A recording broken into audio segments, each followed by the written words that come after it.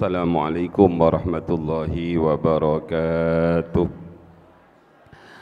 Maulaya salli wa sallim daiman ala habibika khairil khalqi kullihimi huwal habibul ladzi turja syafa'atuhu likulli hawlim minal ahwali muqtahami ya rabbi bil mustafa balligh maqasidana واغفر لنا ما مضى يا واسع الكرم. Sareng-sareng. Bismillahirrahmanirrahim. Subhanakallahumma Rabbana la ilma lana illa ma 'allamtana innaka antal alimul hakim wa tub 'alaina innaka antat tawwabur rahim wa taqabbal minna innaka antas sami'ul alim wa 'allimna min ladunka ilman nafi'a ya dzal jalali wal ikram. Allahumma iftah lana hikmataka wanshur 'alaina rahmataka ya dzal jalali wal ikram. Rabbi shrah li sadri wa yassir li amri wahlul 'uqdatam min lisani yafqahu qawli birahmatika ya arhamar rahimin.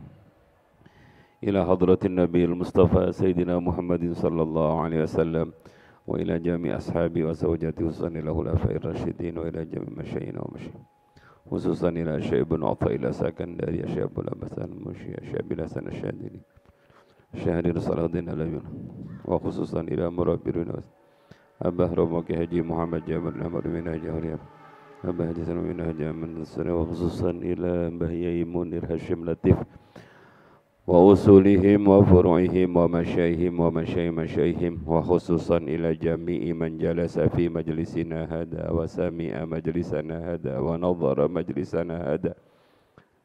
Al-Fatihah. Ar-Rahmanir Rahim Maliki yaumiddin iyyaka na'budu wa iyyaka nasta'in ihdinas siratal mustaqim Siratal ladzina an'amta 'alaihim ghairil maghdubi 'alaihim waladdallin. Amin.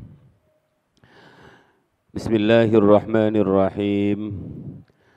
Alhamdulillahi rabbil alamin. Wassalatu wassalamu ala asyrafil anbiya'i wa afdalil mursalin sayyidina wa habibina wa syafi'ina wa qurrati a'yunina Muhammadin wa ala alihi wa ashabihi wa tabi'in wa man tabi'ahum bi ihsanin ila yaumiddin amma ba'du. Faqad qala ta'ala fi kitabihil karim a'udzu billahi minasy syaithanir rajim wa laqad nasarakumullahu bi badrin wa antum adillah fattaqullaha la'allakum tashkurun. Hadratal muhtaramin, para alim, para kiai, para ibu nyai, sedaya keluarga besar Hadratus Syekh Mbah Yai Munir Hashim Latif ingkang sangat kula mulyakaken, sedaya jamaah pengajian rutin Al-Hikam ingkang sangat kula mulyakaken. Bersyukur kula kepada Allah Subhanahu wa taala karena berkah ma'unah, taufik, hidayah dan ridhaipun Allah, kula kali panjenengan didudukkan di majelis yang sangat dimuliakan oleh Allah, majelis yang sangat dicintai oleh Rasulullah sallallahu alaihi wasallam. para bapak, para ibu ingkang sanget kula mulyakaken.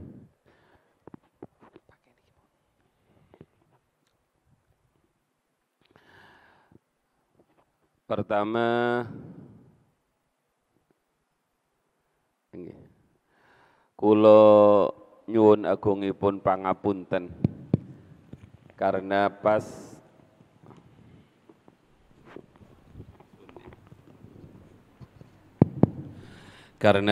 pada pertemuan yang seharusnya bulan Syawal, kula sedang nderekaken Mbah Nyai Jalil umroh terus ziarah ke makam Syekh Abil Hasan Asyadili, sehingga 1 bulan kita libur di bulan Syawal. Nyuwun agungipun pangapunten. Langsung pada malam hari ini kita mulai kembali kajian kitab Al-Hikam. Seperti yang panjenengan pegang, kita akan membaca 2 hikmah dalam kisaran waktu sekitar 40 menit. Sisanya nanti kita adakan dialog. Bismillahirrahmanirrahim. Qala Asy-Syaikh Tajuddin Ibnu Athail As-Sakandari, ma talaba laka syai'un mithlul ittirari wala asra'a bil mawahibi ilaika mithlul dhillati wal iftiqari. Ma talaba laka syai'un mithlul ittirar, tiada sesuatu yang Allah tuntut darimu melebihi ittirar. Wala asra'a bil mawahibi ilaika mithlu dhillati wal iftiqar, dan tiada sesuatu yang lebih asra', lebih cepat mendatangkan mawahib, pemberian-pemberian karunia dari Allah kepadamu, mithlu dhillati wal iftiqar, seperti merasa hina, wal iftiqar, dan merasa butuh.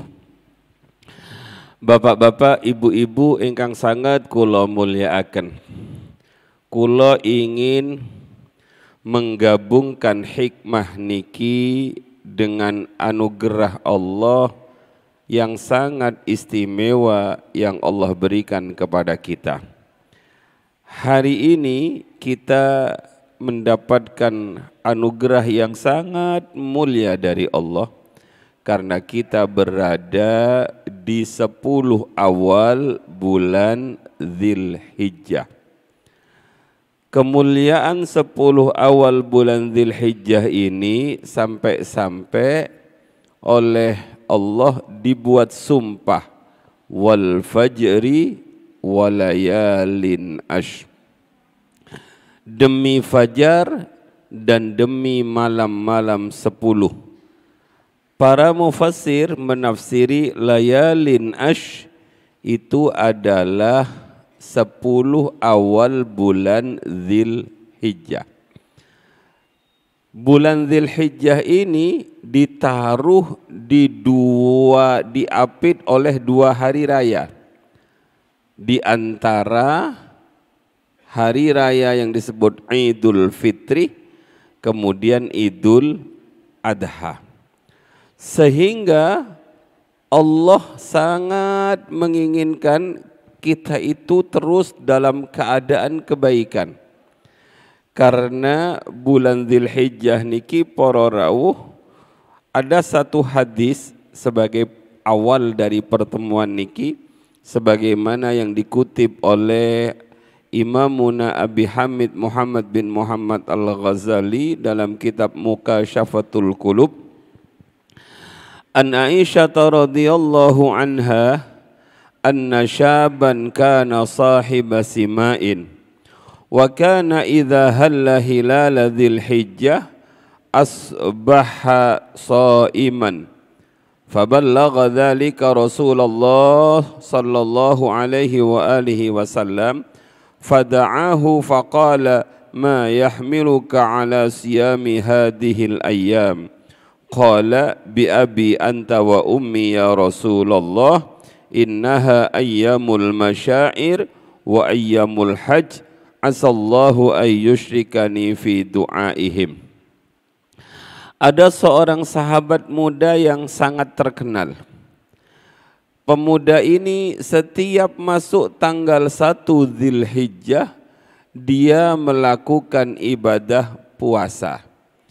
Kejadian ini kemudian disampaikan kepada baginda Rasul tentang puasa dia di awal 10 Dzulhijjah itu. Kemudian Rasulullah memanggil pemuda itu dan menanyakan, apa yang menjadikan kamu, yang mendorong kamu melakukan ibadah di 1 Dzulhijjah?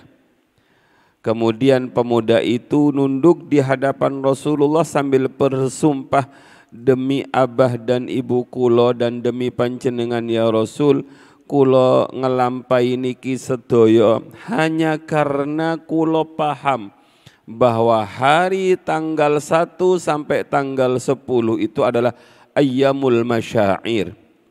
Hari-hari masyair, hari-hari di mana banyak sekali kejadian-kejadian hebat. Wa ayyamul hajj, dan hari itu adalah hari-hari di mana saudara-saudara kami melaksanakan ibadah haji. Kulo puasa ya Rasul, mugi-mugi kulo masuk dalam doa-doa mereka. Ini motivasi kulo. Mendengar sahabatnya menjawab seperti itu, Rasulullah tersenyum, kemudian Rasulullah dawuh ngeten, fa inna laka bi kulli yaumin tasumuhu adla mi'ati raqabatin wa mi'ati badanatin wa mi'ati farasin yuhmalu 'alaiha fi sabilillah.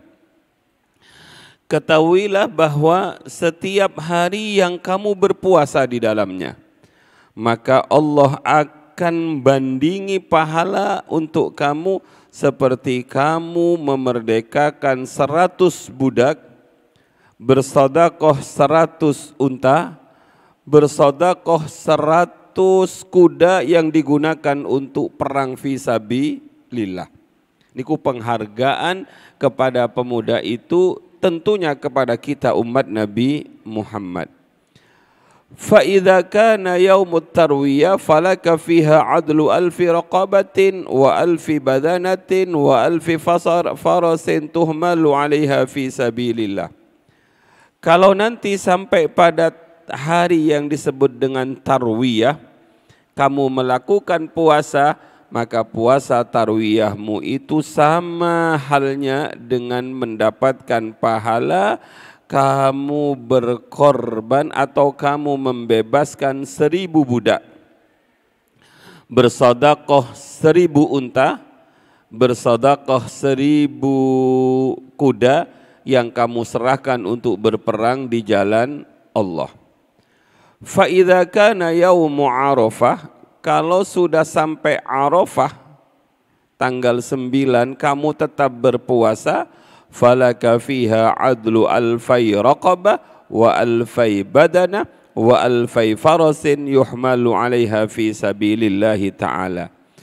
Pahalanya membandingi dengan kamu memerdekakan 2000 budak, kamu memberikan 2000 unta, kamu memberikan 2000 kuda yang digunakan untuk berperang di jalan Allah.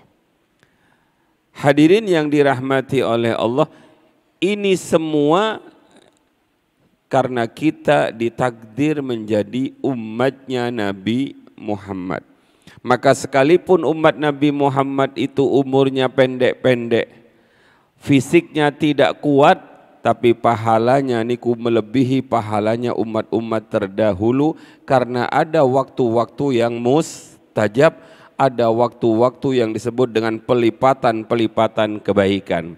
Maka kula matur di awal tadi, betapa 10 hari di awal bulan Dzulhijjah ini adalah hari yang sangat istimewa, kado istimewa dari Allah Subhanahu wa taala untuk kita, Karenanya para rawuh ingkang sangat kula mulyakaken, Kanjeng Nabi dawuh ngeten, idza dakhala asyra dzulhijjah fajiddu fit ta'ah fa innaha ayyam faddalaha Allah. Kalau sudah masuk 10 awal Dzulhijjah, kata Kanjeng Nabi, bersungguh-sungguhlah dalam ketaatan, karena hari-hari tersebut adalah hari-hari yang istimewa diutamakan oleh Allah Subhanahu wa taala. Mensyarahi hadis niki, para ulama dawuh mekaten, man akrama hadhil ayyam al-ashr akramahullahu bi asyri karamatin. Siapapun orangnya yang memuliakan 10 hari pertama di bulan Dzulhijjah, maka Allah akan memberikan 10 keramat, 10 kemuliaan. Kalau baca mawon satu persatu. Pertama, al-barakata fi umrihi, umurnya barokah. Satu, umur barokah niku menurut Ibnu Athaillah adalah tidak harus panjang, tapi dipenuhi dengan ketaatan kepada Allah. Yang kedua, az-ziyadatu fi malihi, hartanya ditambahi oleh Allah. Yang ketiga, al-hifdzu fi iyalihi, Allah akan jaga keluarganya, istrinya, suaminya, anak-anaknya dijaga oleh Allah. Keramat yang ketiga. Keramat yang keempat, at-takfiru li sayyiatihi, Allah hapus kesalahan-kesalahannya.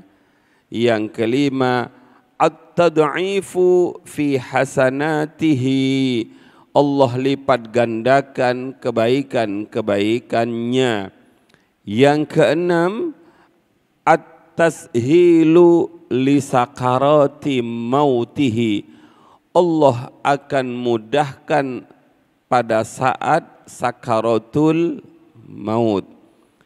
Yang ketujuh, ad-diya'u fi zulmati qabrihi, Allah akan memberikan cahaya penerangan dalam kegelapan kuburnya.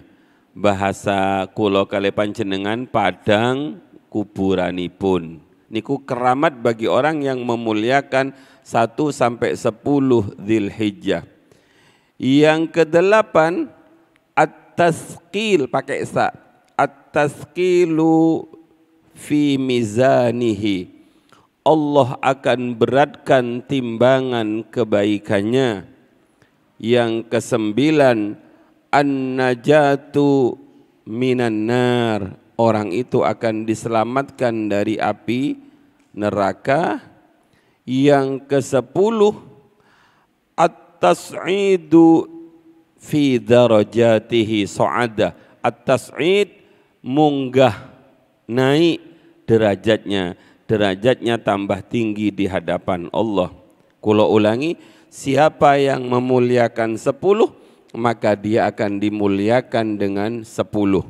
Mboten usah dibahas niki bapak-bapak.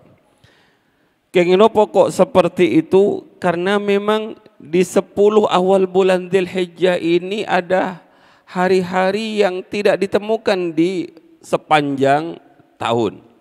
Salah satunya bapak-bapak ingkang disebut tadi, puasa tarwiyah itu hanya terjadi pada tanggal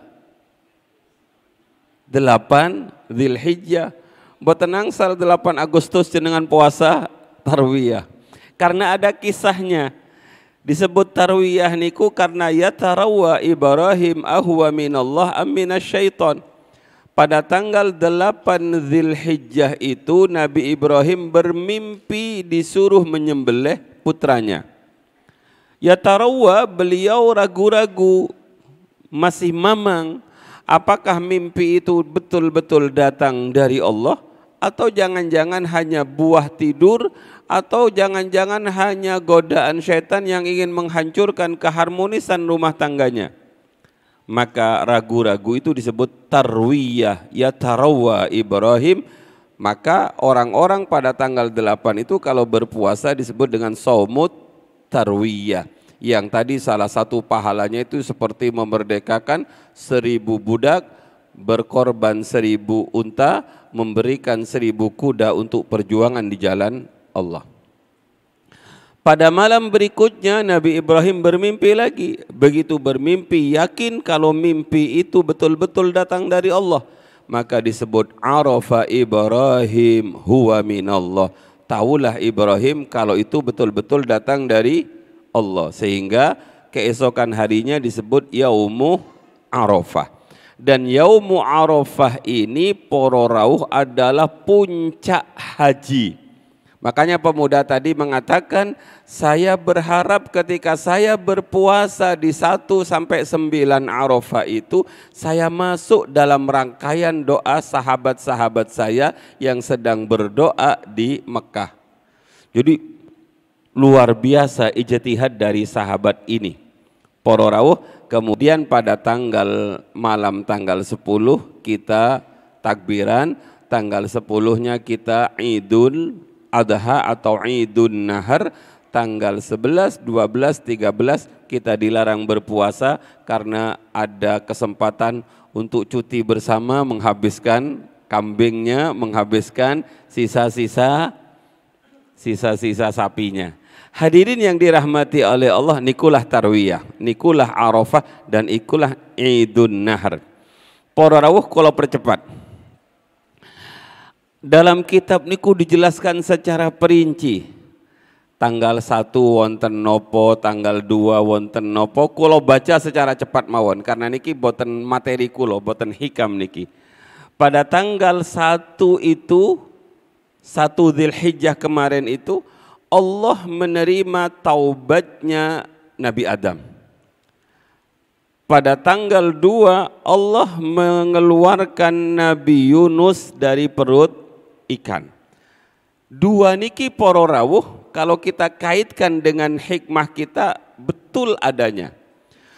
Nabiullah Adam alaihi salam bersama istri tercintanya Ibu Hawa niku dideportasi oleh Allah. Diturunkan oleh Allah dari sorga ke bumi. Bersyukur kita Mbah Adam diturunkan dari sorga. Seandainya enggak diturunkan, ketinggalan ini boten wonten kula kaliwan jenengan. Kalau diambil hikmahnya, oh berarti kita ini keturunannya orang sorga. Kalau ditanya mana aslimu sorga, ngoten mohon Pak, jangan bilang Krian, jangan bilang Sidoarjo, saking pundi sorga. Karena leluhur kita dari sorga, maka seyogyanya kita pulang itu baliknya ke rumah nopo ke tetangga. Harusnya ke sorga bapak-bapak karena kita orang sorga. Jadi kalau ada orang meninggal kemudian gak balik sorga, niku namanya tersesat jalan. Karena rumah aslinya adalah sorga. Lah kita lihat doanya Mbah Adam yang diajarkan oleh Allah. Rabbana zalamna anfusana wa illam taghfir lana wa tarhamna lanakunanna minal khasirin. Gak ada permintaan sama sekali. Wonten permintaan tentang kalimat niku. Mari dilihat. Rabbana, wahai Tuhan kami, zalamna anfusana, sungguh kami telah mendolimi diri kami. Zalamna anfusana. Wa illam taghfir lana, jikalau engkau tidak memaafkan kami. Wa tarhamna, dan jikalau engkau tidak menyayangi kami. Lanakunanna minal khasirin. Itu namanya iftikor. Itu namanya merasa hina, merasa rendah. Jadi tidak ada kata-kata ya Allah ampuni saya, ya Allah, enggak. Tapi Nabi Adam hanya sekedar mengatakan Rabbana zalamna anfusana wa illam taghfir lana wa tarhamna lanakunanna minal khasirin. Nabi Yunus Ibni Matta, kulo sampai ke makamnya, ada di Jordan bapak-bapak. Di makamnya itu ada di dalam masjid. Di bawah, di atasnya makomnya di bawah, di atasnya niku wonten keranda panjang, ada tulisannya La ilaha illa anta subhanaka inni kuntu minadh-dhalimin. Karena memang ini adalah istighfarnya Nabi Yunus. Lagi-lagi sama dengan Mbah Adam.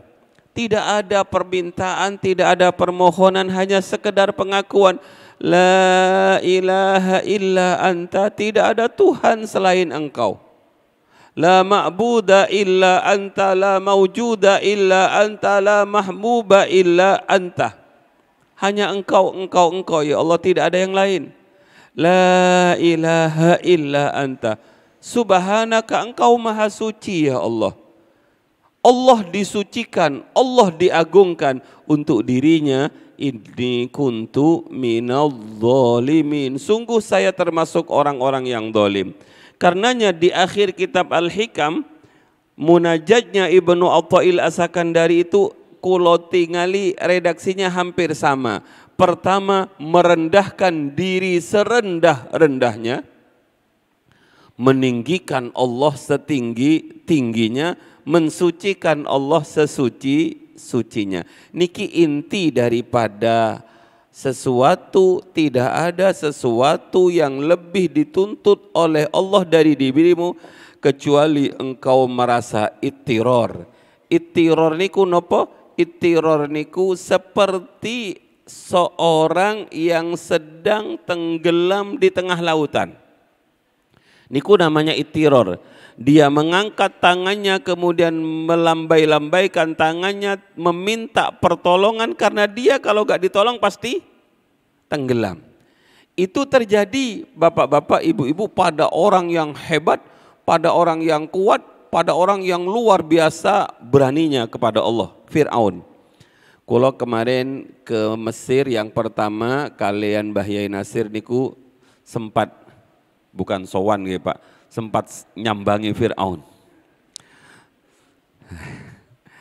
Kemarin terlalu kakean wiritan kemarin, boten ada kesempatan untuk ke Fir'aun. Sampai kalau dalili,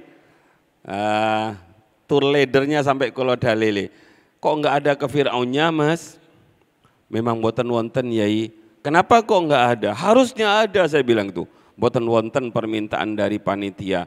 Loh, Fir'aun itu penting diparani. Kenapa ya wong Fir'aun kok penting?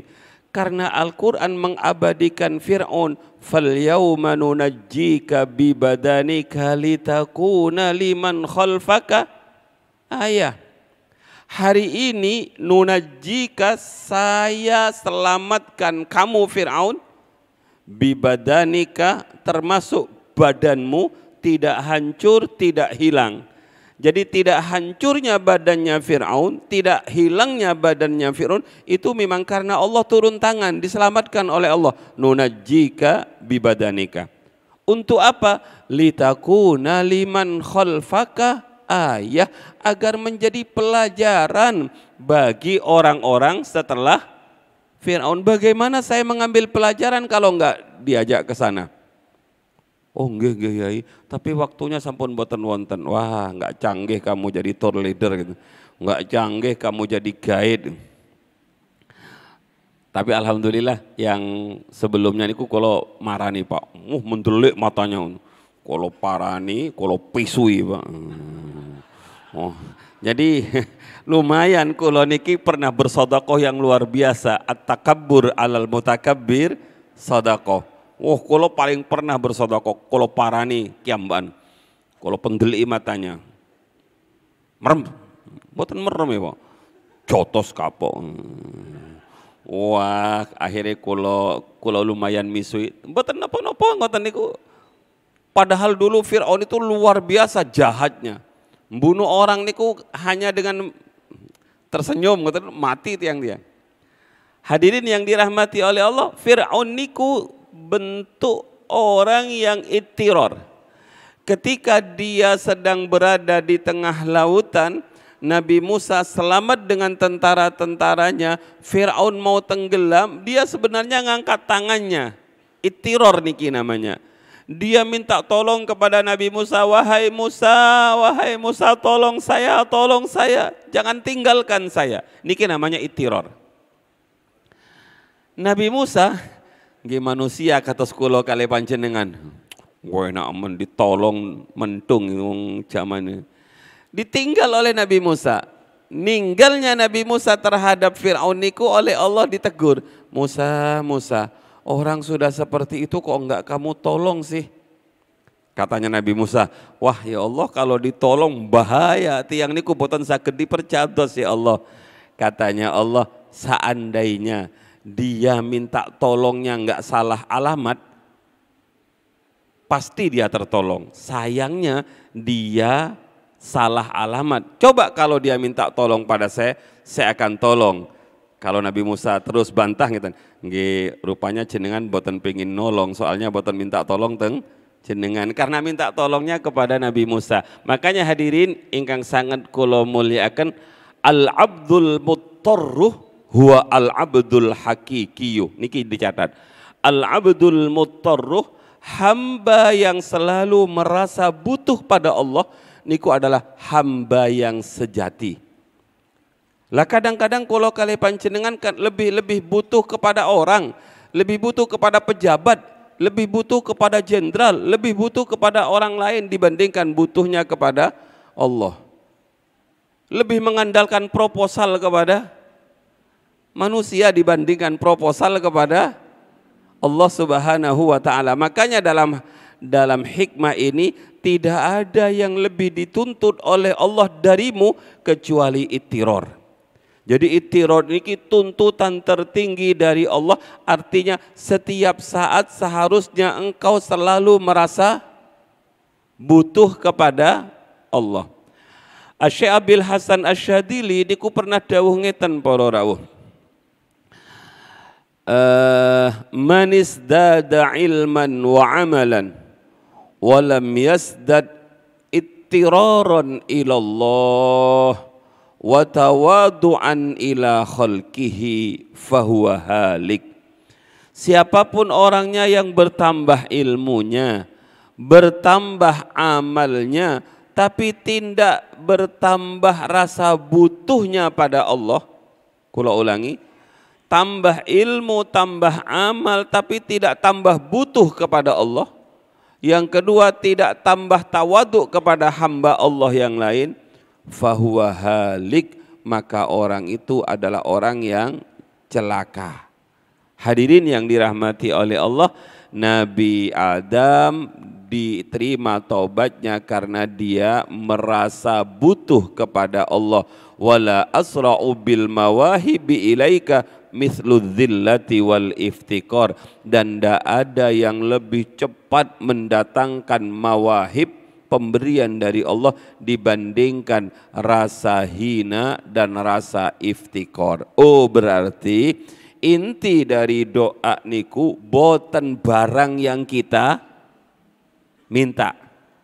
Kalau ulangi, berarti inti dari doa itu bukan barang yang kita minta. Ya Allah nyuwun niki boten barangnya. Tapi kita memohon kepada Allah hanya ingin menunjukkan bahwa kita ini amat sangat butuh pada Allah dan amat sangat merasa hina di hadapan Allah. Itulah yang dilakukan oleh Mbak Adam. Rabbana zalamna anfusana wa illam taghfir lana wa tarhamna lanakunanna minal khasirin. Dan itulah yang dilakukan oleh Nabi Yunus ibni Matta ketika beliau mengatakan la ilaha illa anta subhanaka inni kuntu minadh-dhalimin. Itu adalah bentuk-bentuk iftikar, bentuk-bentuk zillah, dan bentuk-bentuk ittiror. Para hadirin ingkang sangat kula mulyakaken, terakhir di tulisan niku wonten dawuhipun Allah, ammay yujibul muttarra idza da'ah. Siapakah yang dapat memperkenankan, menyambut, mengijabai doa orang yang terpaksa bila berdoa kepadanya.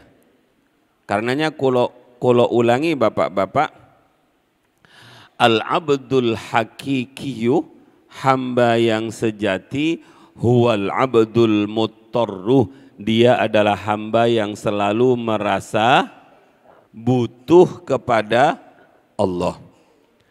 Terusannya dawuh, idza da'ahu istajabah. Kalau orang itu berdoa maka akan dikabulkan. Wa idza sa'ala a'tahu. Ketika orang itu meminta maka orang itu akan diberi. Kulo tutup dengan pemberian yang nyata yang Allah berikan kepada baginda Nabi Muhammad sallallahu alaihi wasallam pada perang Badar. Perang Badar niku adalah perang yang habis-habisan. Perang yang semua ahli strategi perang mengatakan tidak mungkin tentara Islam menang karena jumlah dan peralatan. Karena secara kasat mata enggak mungkin menang, maka strategi sudah tidak dipakai lagi oleh baginda Rasul. Rasulullah menjauh dari para tentara itu, kemudian beliau mengangkat tangannya di samping Sayyidina Abu Bakar. Saking tingginya tangannya niku sampai ketiak yang putih dari Rasulullah niku ketinggal. Jadi orang berdoa niku dalilnya ngangkat tangan niku wonten bapak-bapak. Semakin serius biasanya semakin tinggi ngangkatnya. Lah kadang-kadang tahlilan wonten serius ngoten. Iki nyuwun apa main-main. Jadi Kanjeng Nabi niku saking seriusnya diangkat tangannya dan kata-katanya niku indah. Radi ngancam kan. Ya Allah, kalau hari ini kami kalah, kami tidak masalah ya Allah. Tapi yang saya khawatirkan, lam tu'bad fihi abada, engkau tidak akan disembah lagi di atas bumi. Akhirnya doa niki ditiru oleh Neno Warisman. Ya Allah, kalau partai kami kalah, awas sampean nggak disembah gitu. Lapo ngomong ngono. Kok koyok partainya itu paling Islam, sedangkan partai yang lain kafir-kafir gitu. Hadirin yang dirahmati oleh Allah, begitu Rasulullah merasa kepepet, terdesak, tidak ada yang bisa dilakukan kecuali menyerahkan diri kepada Allah. Ya Allah, kami berserah diri kepada panjenengan, kalah nggih boten nopo-nopo ya Allah. Ingkang kula khawatirkan kalau kalah jenengan boten disembah malih ya Allah. Tapi kekasih, bapak-bapak, kekasih berkata kepada kekasih niku kadang-kadang nggih nopo niku istilahnya, idza atlaqa lisanaka fa'lam annahu sayu'tika. Kalau Allah sudah melepas lisanmu meminta kepada Allah, maka itu tanda Allah akan memberi. Lisannya kekasih, maka dia manja di hadapan Allah. Akhirnya Allah mengirim tentara, wa anzala junudan lam tarauha. Allah mengirim tentara-tentara yang tidak kelihatan, yakni para malaikat. Pertanyaannya, tentara mana yang mampu melawan para malaikat? Menanglah kita, kemudian diabadikan dalam Al-Quran, walaqad nasarakumullahu bi badrin. Sungguh telah betul-betul menolong pada kalian Allah. Allah telah betul-betul menolong kalian bi badrin pada perang Badar, wa antum hale utawi sira kabeh iku adillah merasa hina.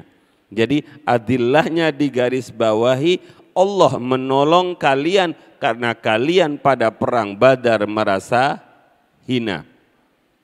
Makanya disebut oleh Ibnu Athaillah, wala asra'u bil mawahib ilaika mithlu dzillati wal iftiqar.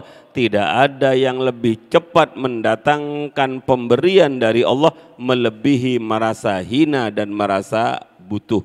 Para rawuh ingkang sangat kula mulyakaken, mudah-mudahan kita terus merasa butuh kepada Allah Subhanahu wa taala. Kita percepat hikmah yang kedua. Kula pingin mantun Ramadan niki ngaji hikamnya setiap pertemuan 2 apa 3 ngeten.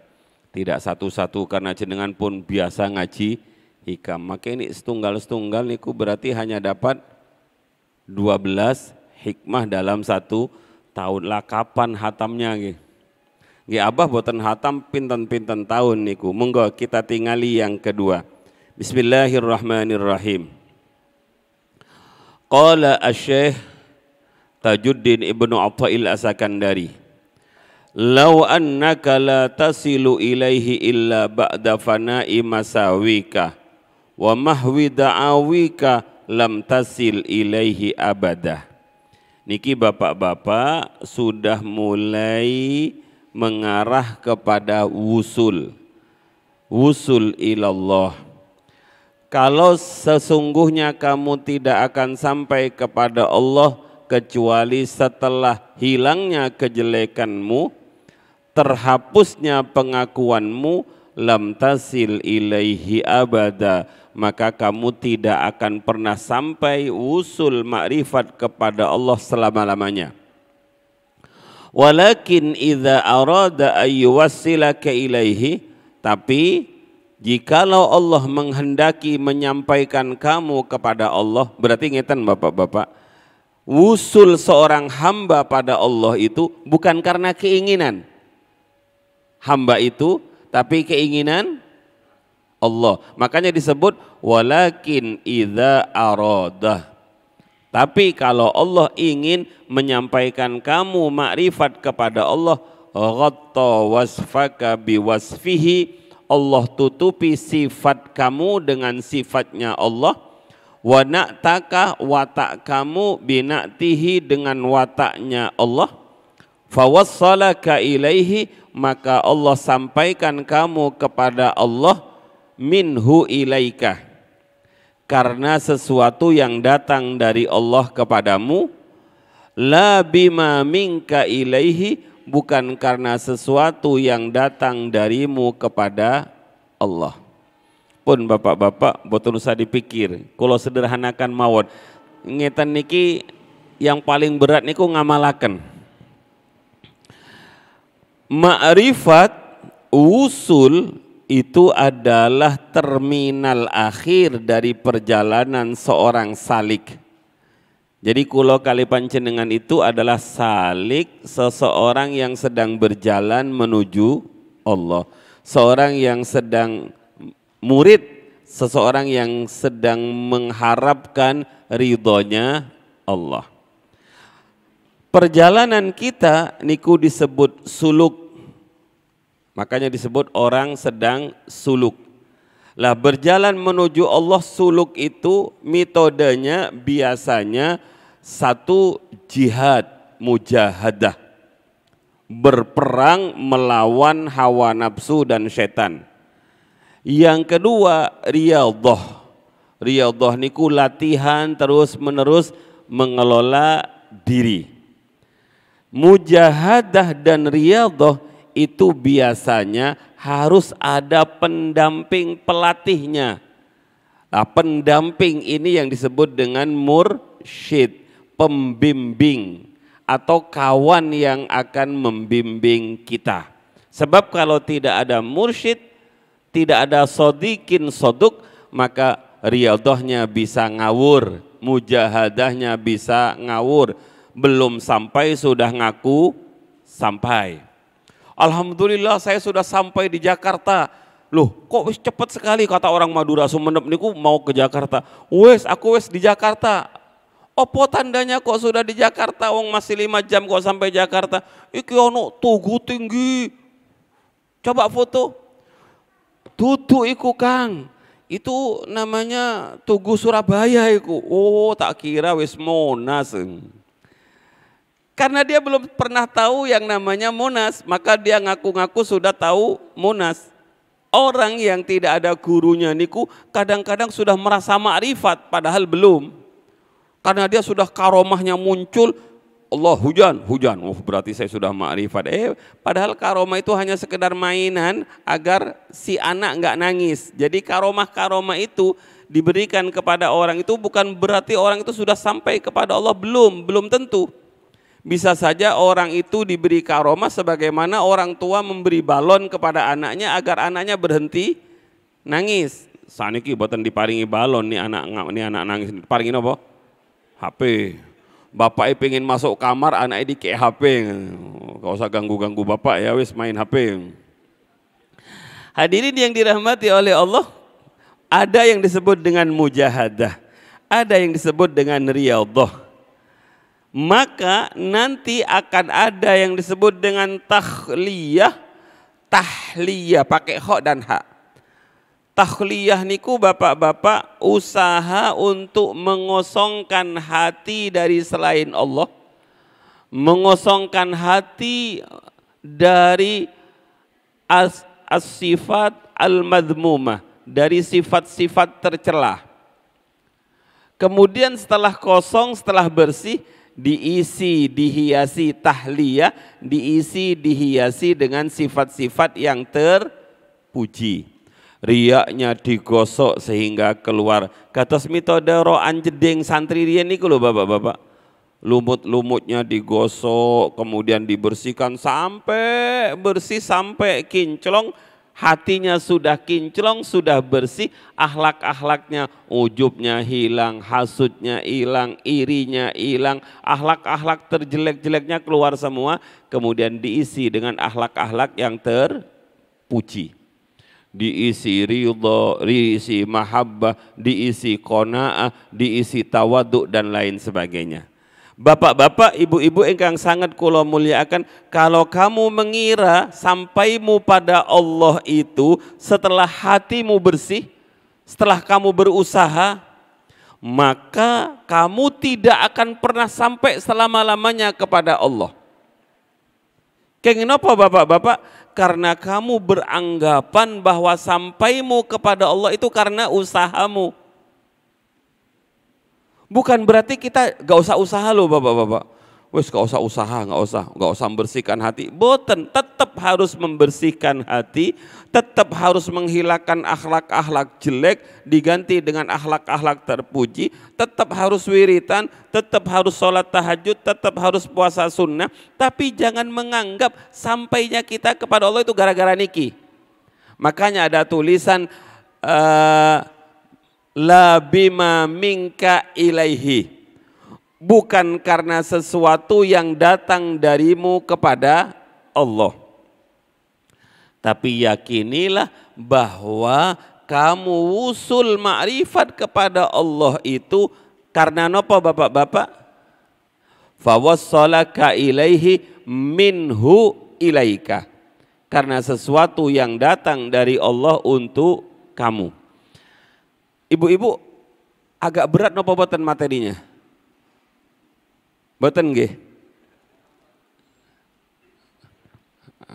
Pripun nggih cara mensederhanakan? Ngeten-ngeten Bu.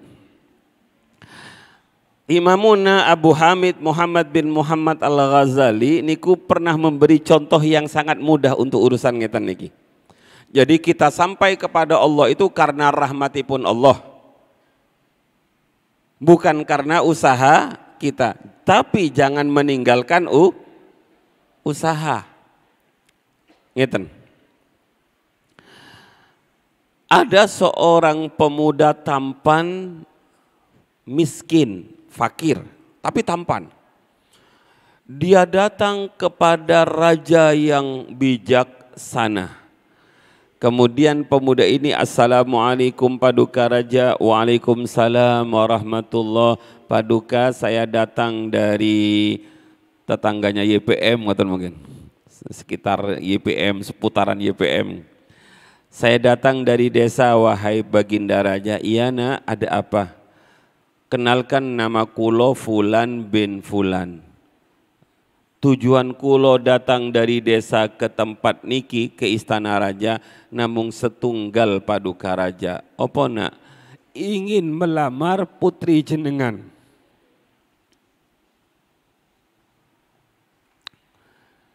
Ingin melamar putri jenengan.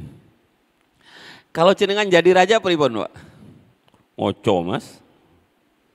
Ngoco kak ngoco sampean. Sopo awakmu, sopo anakku, Gak level kamu, mimpi tahan.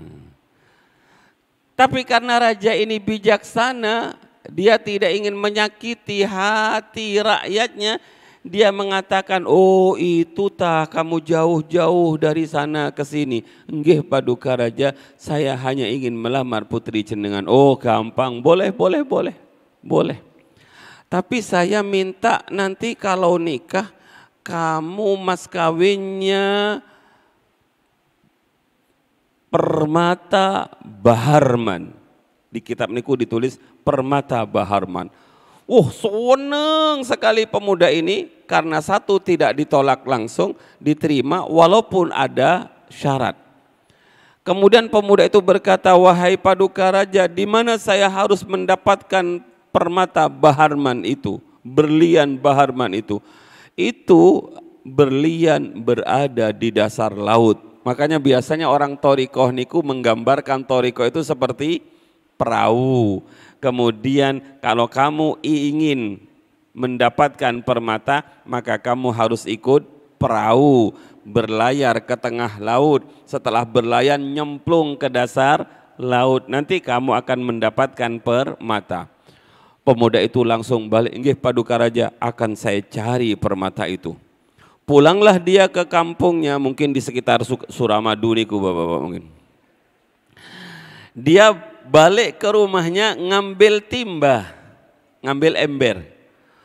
Dia datangi lautan itu, kemudian sejak saat itu dia nimba lautan itu. Karena menurut otaknya, ini saya harus menghabiskan air laut ini biar ketahuan di mana letaknya permata itu. Ditimba bapak-bapak. Pertanyaan yang muncul, kalau dia mengandalkan usaha menimba air laut untuk mendapatkan permata itu sampai kapan kira-kira? Umurnya habis, air lautnya tidak akan habis. Maka ikan-ikan yang ada di lautan itu sama-sama tertawa, termasuk teri yang kecil itu tertawa bapak-bapak. Itu lihat ada pemuda. Loh kok ngomong begini Sabianca? Itu mau nyari permata Baharman di dasar laut. Wong kita saja belum pernah melihat seperti apa permata itu. Dia malah bawa timba, nimba, nguras laut. Waras tarik iku gitu. Semua ikan-ikan itu sama-sama, tapi melihat kesungguhannya. Besok datang lagi, nimba lagi diuras. Besok datang lagi, berminggu, berbulan, bertahun, dia terus nimba, istiqomah dia nimba. Akhirnya para ikan itu bermusyawarah, kasihan ya, walaupun awalnya kita ejek dia, tapi kok kesungguhannya seperti itu. Bencak kak Popo, jangan-jangan. Ayo kita munajat kepada Allah, istighosah kepada Allah. Apa istighosahnya? Kita mohon kepada Allah agar Allah menyayangi hamba tersebut dan berkenan memberikan apa yang dicari. Akhirnya berdoalah bapak-bapak, makanya ada istilah hattal hut fil bahar. Sehingga laut, apa itu ikan-ikan di lautan itu pun juga mendoakan. Akhirnya istighosahlah seluruh makhluk yang ada di lautan itu memohon agar Allah memberikan rahmat pada pemuda itu karena istiqomah. Istiqomah apa Pak? Istiqomah nguras laut. Maka penting niki istiqomah Bapak. Begitu berdoa, Allah mengijabai doanya ikan-ikan tersebut. Allah berfirman kepada salah satu ikan, hei ikanku, selulupan kamu ke dasar laut. Ambil permata yang diinginkan oleh hambaku itu. Kamu elek, kamu makan, nanti kamu bawa ke pinggir laut, kamu muntahkan. Akhirnya ikan yang paling besar niku masuk ke dasar laut, kemudian mengambil permata yang sudah ditunjukkan oleh Allah, kemudian dibawa ke pinggir laut dan dilemparkan kepada pemuda itu, kemudian ditangkap, itu dapat permata. Sekarang menurut kitab Al-Hikam, dapat permata ini karena usaha apa karena rahmatnya Allah? Apa karena sesuatu yang datang darinya, apa sesuatu yang datang dari Allah? Maka jangan pernah mengandalkan usaha. Kalau kamu mengatakan bahwa sampaimu kepada Allah, ma'rifatmu kepada Allah itu setelah bersihnya hatimu, setelah tidak adanya pengakuanmu, maka selama-lamanya kamu tidak akan pernah sampai kepada Allah. Sebab apa? Sampainya kepada Allah itu karena rahmatipun Allah Subhanahu wa ta'ala. Kulo kutip satu hadis qudsi yang didawuhkan oleh Allah Subhanahu wa ta'ala, la yudkhila ahadan amaluhu al jannata. Niki bukan hadis qudsi, niki hadis Nabi. Kanjeng Nabi dawuh, la yudkhila ahadan amaluhu al jannata. Tidak akan memasukkan seseorang amalnya kepada surga. Niki bahasa Arab memang ngoten Bapak-bapak. Ini diterjemahkan, tidak ada amal seseorang yang akan memasukkan ke dalam surga. Jadi tidak ada satu amal dari satu orang pun yang bisa memasukkan orang yang beramal itu ke dalam surga. Begitu Rasulullah matur katos ngoten, para sahabat bertanya, qalu wala anta ya Rasulullah, apakah panjenengan juga demikian ya Rasul? Maksudnya, apakah panjenengan tidak bisa masuk surga karena amal? Nabi menjawab, wala ana, iya saya juga. Artinya Rasulullah tidak mengandalkan amal. Iya, saya juga tidak masuk surga karena amal saya. Kemudian Rasulullah meneruskan, illa ayyataghammadani Allahu bifadlin wa rahmatin, kecuali orang tersebut diselimuti oleh fadlnya Allah, oleh rahmatnya Allah. Lah bapak-bapak, ibu-ibu, dalam sarah kitab niki disebut al-jannatul muajjalatu, sorga yang disegerakan, fid dunya, di dunia, yang disebut dengan sorga dunia. Napa Pak sorga dunia itu? Sorga dunia itu malam pertama bersama suami, bersama istri. Wih, pokoknya kayak iso diceritakan seperti apa itu sorga dunia. Ternyata sanes niku bapak-bapak, al jannatul muajjalatu hiya al ma'rifatu ilallah.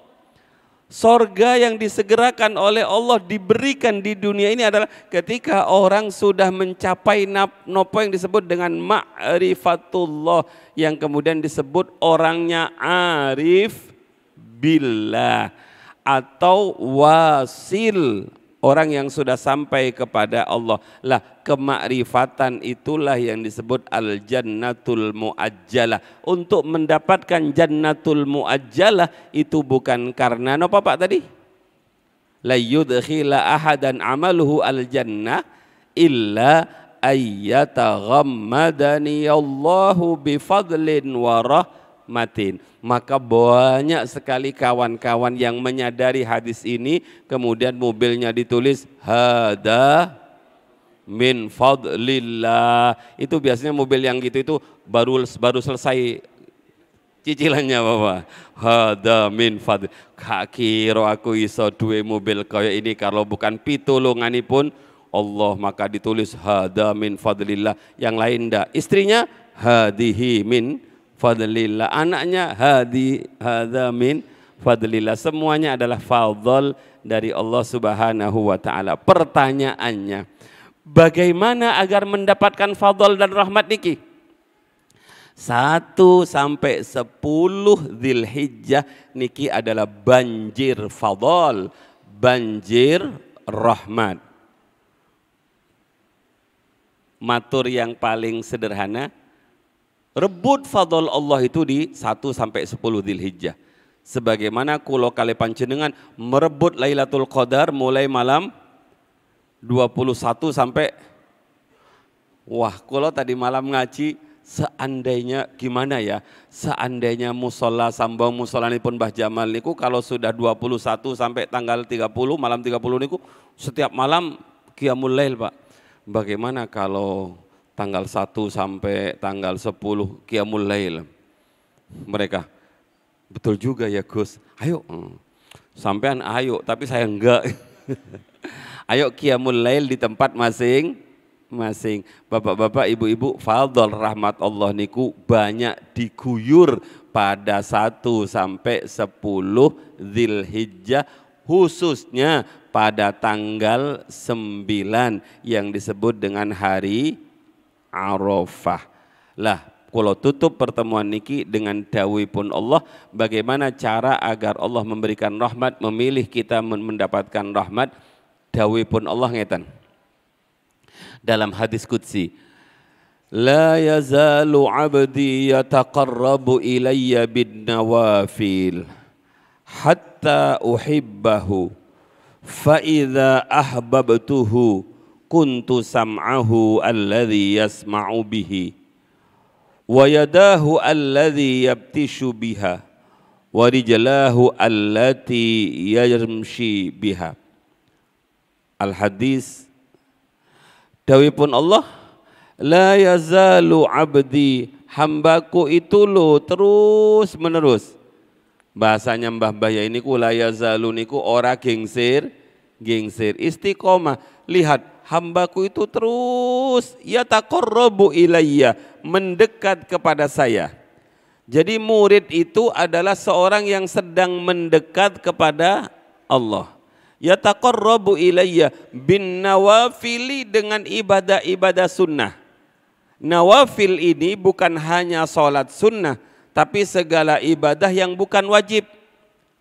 Ada yang thoriqohnya maus Quran, ada yang thoriqohnya sedekah, ada yang thoriqohnya ngajar, ada yang thoriqohnya terus dia melakukan pendekatan kepada saya lewat ibadah-ibadah sunnah. Karena dia istiqomah melakukan pendekatan kepada saya, hatta uhibbahu, sehingga saya mencintainya. Oh, berarti agar kita dicintai oleh Allah itu kita harus aktif mendekat. Bagaimana cara yataqarrub? Bin nawafil, dengan melakukan ibadah-ibadah sunnah. Sekecil apapun ibadah sunnah itu terus la yazal, lakukan secara istiqomah. Hatta uhibbahu, sehingga saya mencintainya. Dawuhipun Allah, fa idza ahbabtuhu, kalau saya sudah mencintainya, maka luar biasa yang di hikam ini nopo bapak-bapak, ghatta wasfaka biwasfihi wa na'taka bina'tihi. Dawuhipun Allah, kalau saya sudah senang, kalau saya sudah cinta kepada hambaku itu, maka saya akan menjadi kuntu sam'ahu, saya akan menjadi pendengarannya di mana dia mendengar. Wa basarahu, dan saya akan menjadi matanya di mana dia melihat. Wa yadahu, dan saya akan menjadi kedua tangannya di mana dia bekerja. Wa rijlahu, dan saya akan menjadi kakinya di mana dia berjalan. Bapak-bapak, ibu-ibu, maksud yang paling sederhana ketika seseorang itu istiqamah beribadah dengan ibadah sunnah, maka nur Allah itu akan memancar ke telinganya, memancar ke matanya, memancar ke lisannya, memancar ke seluruh anggota tubuhnya, sehingga seluruh anggota tubuhnya itu dipenuhi dengan nurnya Allah. Kalau sudah seperti itu, maka Allah akan menyampaikan orang itu yang disebut dengan ma'rifatullah, karena anugerah dari Allah, bukan karena usaha. Para rawuh ingkang sangat kula mulyakaken, kula kinten niki pembahasan pertemuan kita tasik wonten sekitar 10 menit, barangkali didadosaken ngobrol-ngobrol, bukan tanya jawab, ngobrol mawon.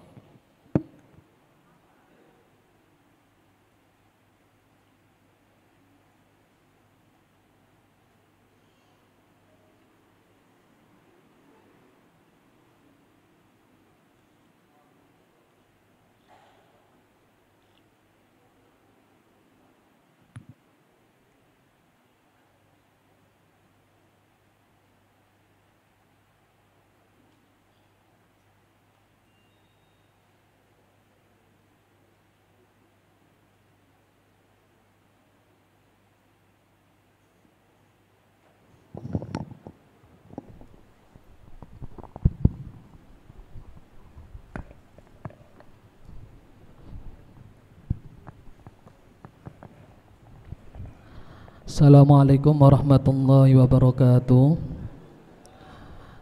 Ngapunten Yai nderek tanglet nggih.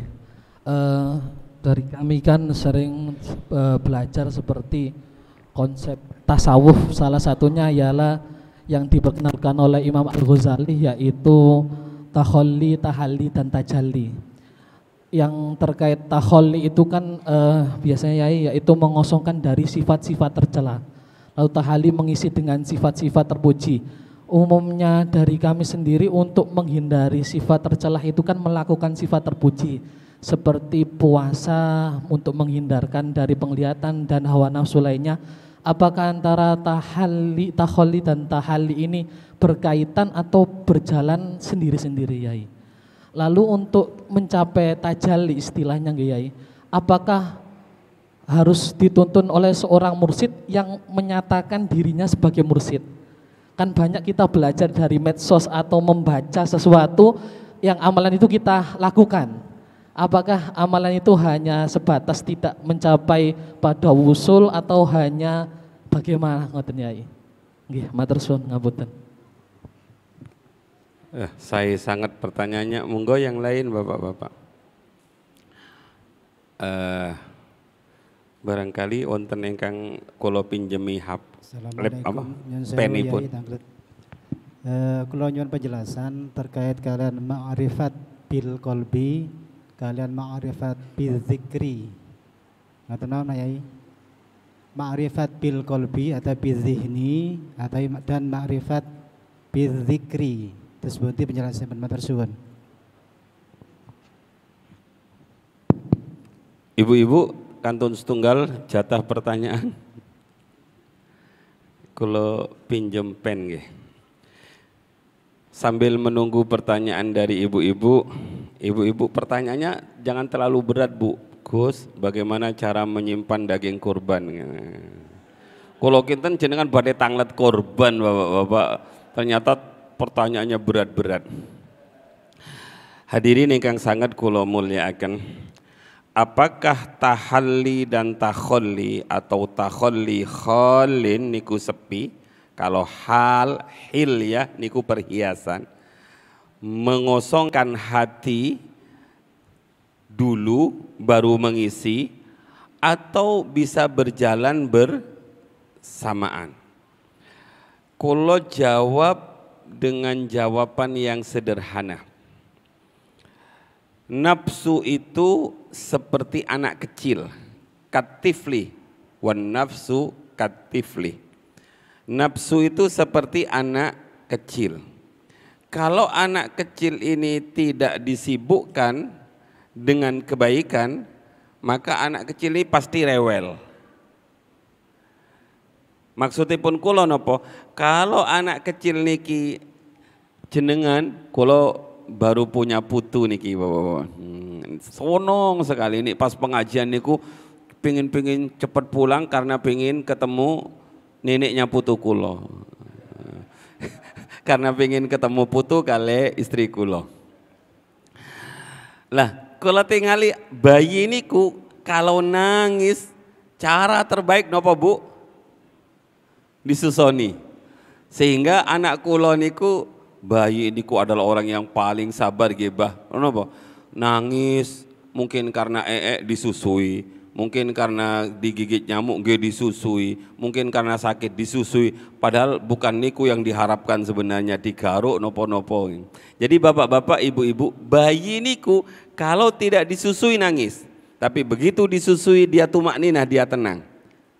Hati itu kalau didamel zikir, nggih, kalau didamel maos Quran, niku akan tenang.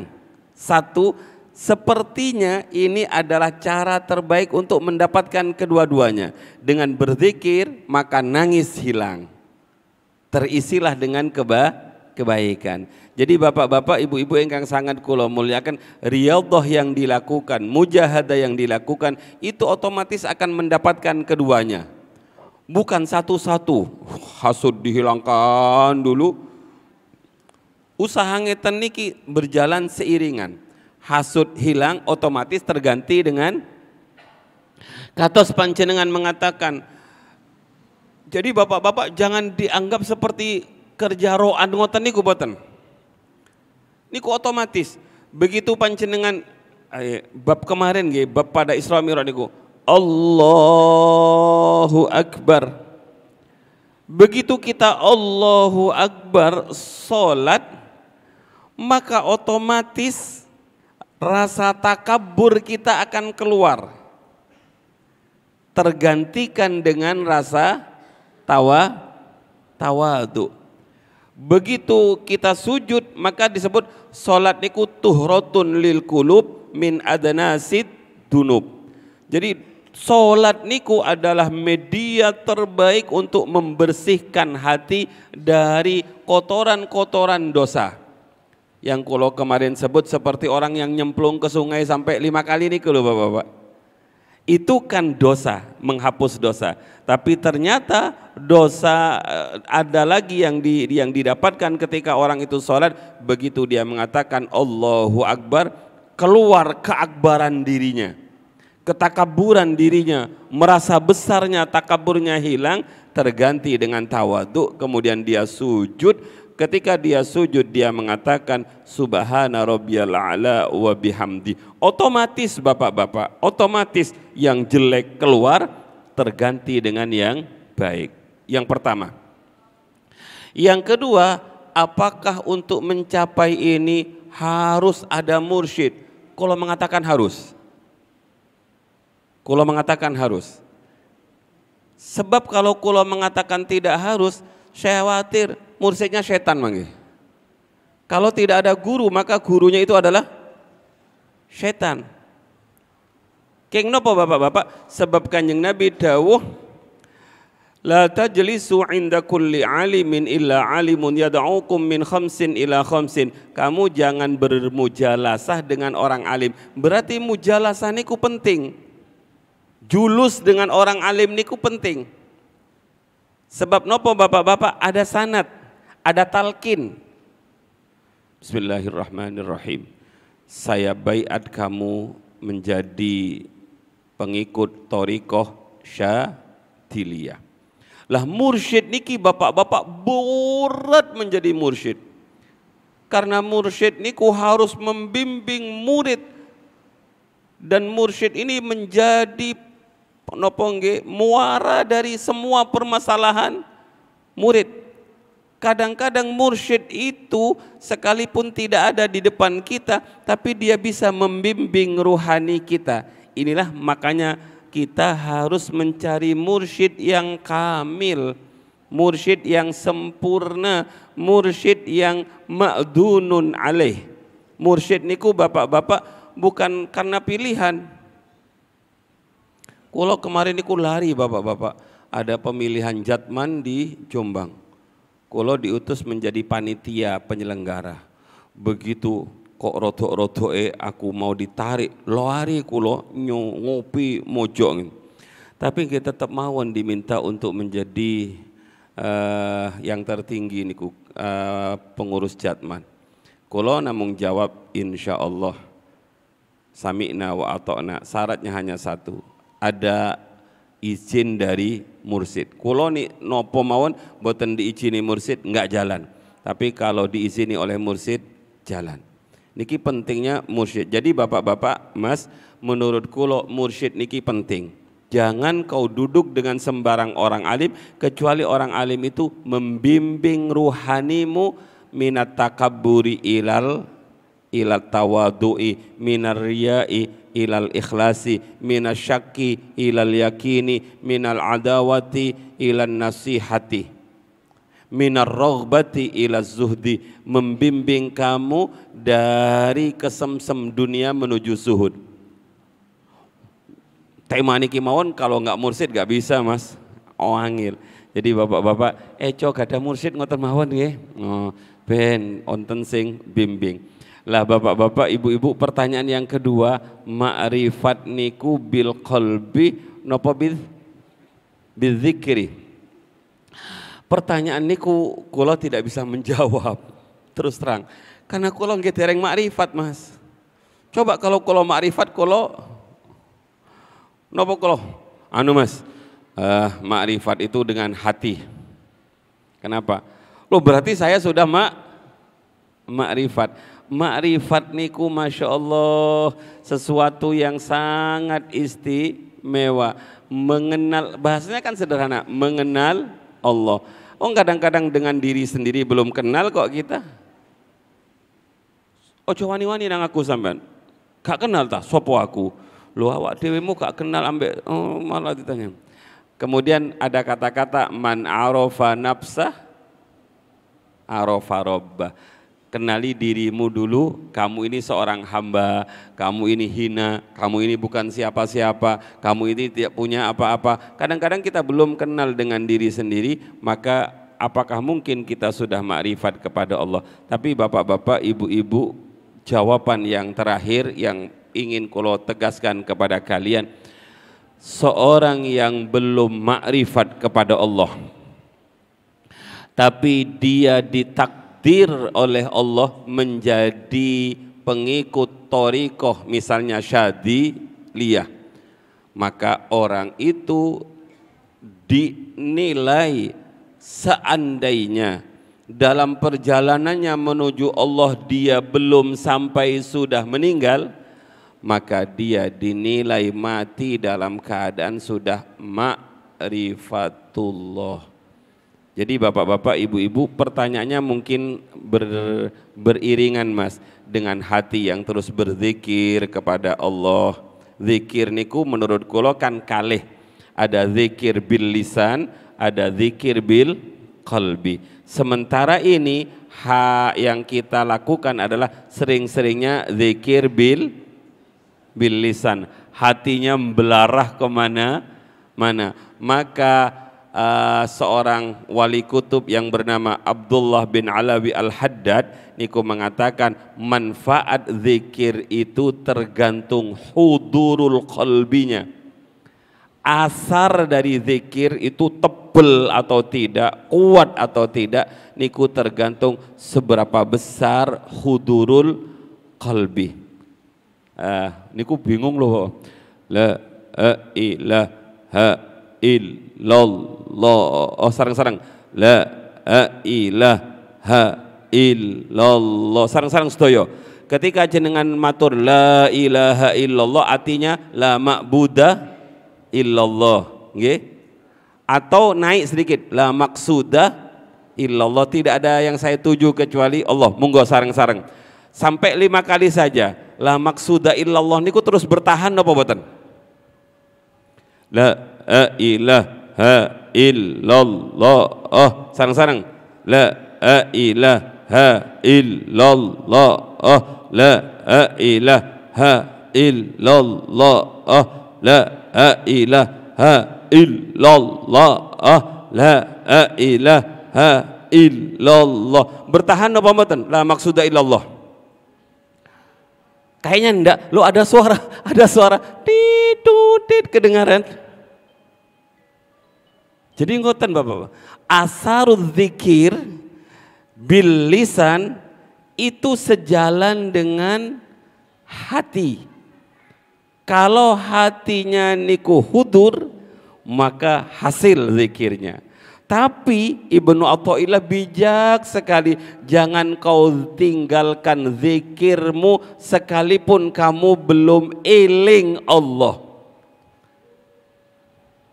Wes aku tak zikir kalau saya sudah eling marang Allah. Lah gak zikir bapak-bapak. Pun sakniki zikir bil lisan mawon terus la ilaha illallah, la ilaha illallah. Wah, jenengan tingali ya sudah. Belum tentu yang sudah begini-begini itu juga eling Allah, Pak. Iki engko opo ya? Hidangannya opo ya? Hadirin ingkang sangat kula, jangan kau tinggalkan zikir bil lisanmu karena kamu belum bisa berzikir dengan hatimu juga. Tapi teruslah berzikir karena suatu saat kamu akan mendapatkan anugerah zikir berjalan bersamaan antara lisan dengan hati. Kalau hati ini sudah jalan bapak-bapak, sekarang niki lisan mengikuti hati, nopo hati dipaksa mengikuti lisan. hati dipaksa untuk ngikuti lisan. Mangke kalau jenengan sampun setingkat Bahyai Jamal, lisannya ini kusing gandol atini. Sebab sekalipun lisannya tidak muni Allah Allah, tapi atini terus Allah Allah Allah. Sakniki Allah Allah bil lisan, hatinya dipaksa untuk Allah Allah juga. Tapi suatu saat mudah-mudahan sampai hatinya terus eling Allah Allah Allah Allah Allah, sekalipun lisannya berbicara dengan orang lain. Wali-walinya Allah itu lisannya ngobrol dengan orang lain, tangannya sedang bekerja, tapi hatinya terus Allah Allah Allah. Inilah yang sudah disebut dengan makom ma'rifat. Mugi-mugi sampai bapak-bapak, amin Allahumma amin. Rabbi fanfa'na bi barakatihim wahdinal husna bi hurmatihim wa amitna fi tariqatihim wa mu'afatim minal fitani. Bismillahirrahmanirrahim. Allahumma inni astaudi'uka ma'allamtanihi fardudhu ilayya inda hajati ilayhi wa la tunsinihi ya rabbal alamin.